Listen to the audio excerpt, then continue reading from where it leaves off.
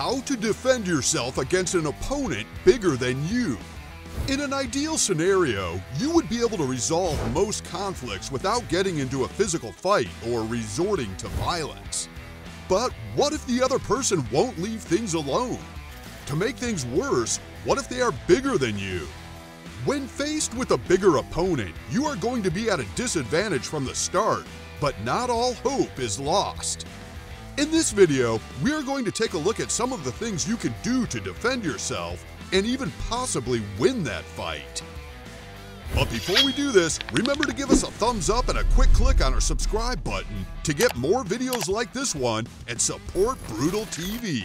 Thanks! But for now, let's get back to those defensive moves. To any martial artist, it is important to learn how to fight someone bigger.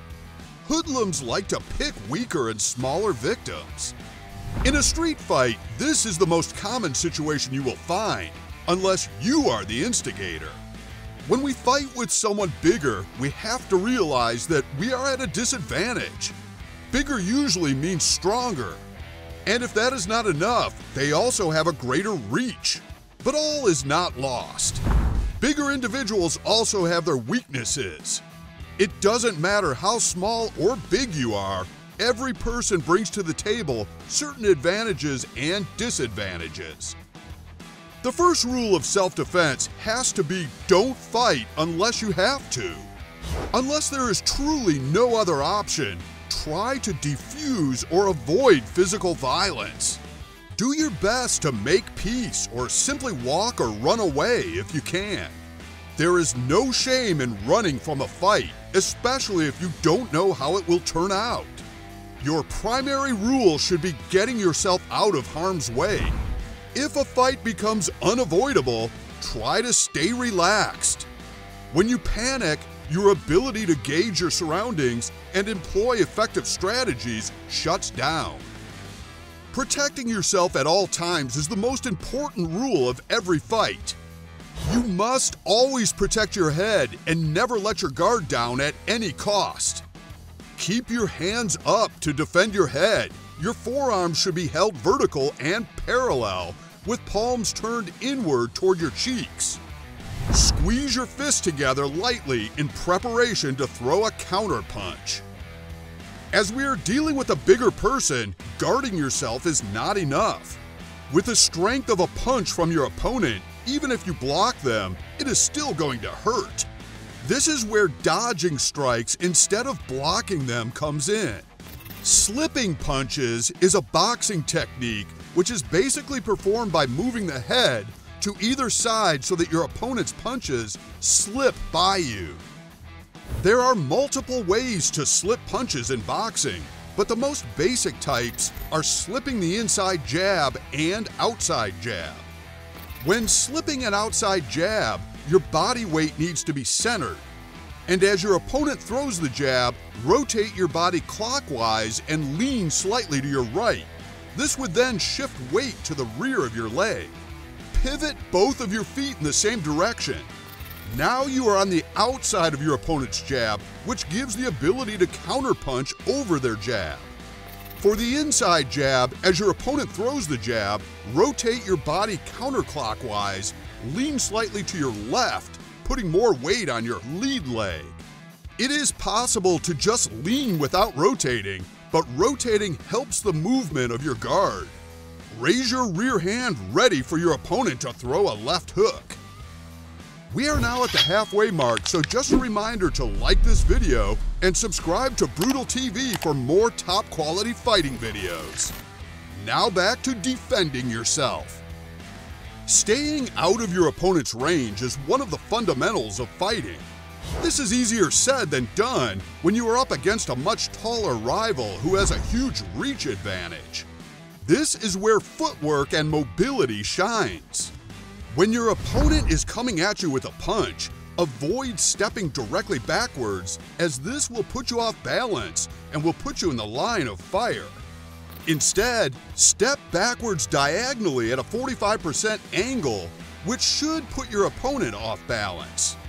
Keeping mobile at all times also gives you the advantage of tiring your opponent out. Keep slipping, dodging, and moving constantly until your opponent begins to slow down. At this point, you have the advantage to unleash some punishing offenses of your own. The strategy of allowing an adversary to tire themselves out before finishing them off has become known as the rope-a-dope principle. Of course, one of the most famous boxers that employed this strategy was Muhammad Ali, who we all know floats like a butterfly and stings like a bee. Another technique to try and overpower an opponent is to use their movements against them.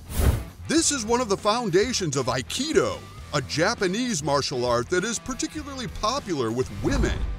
Unlike other martial arts that are focused on offensive maneuvers, Aikido is used for self-defense, and many of its techniques involve taking down an opponent by using their own force and momentum against them. For example, if they try to punch you, you can grab them by the arm and swing them in the opposite direction. You don't have to be a giant to take someone down. You just have to know how to manipulate their body the right way. If a taller person decides to attack, you should shift your focus on taking them down as soon as possible. That way, height really doesn't matter anymore. This is where the Brazilian martial art of jiu-jitsu comes in. This grappling-based martial art's central theme is the skill of controlling a resisting opponent in ways that forced him to submit. Due to the fact that control is generally easier on the ground than in a standing position, much of jiu-jitsu is centered around the skill of taking an opponent down to the ground and wrestling for dominant control positions from where the opponent can be rendered harmless. To control and overcome greater size, strength, and aggression with lesser size and strength is the keynote of the sport. So, let's say you get taken down with your opponent on top of you. In this situation, your best bet is to scramble for a submission technique, a hold or lock that incapacitates an attacker by neutralizing a single part of the body. A joint lock is always a good one to try at this point, and there are many to choose from.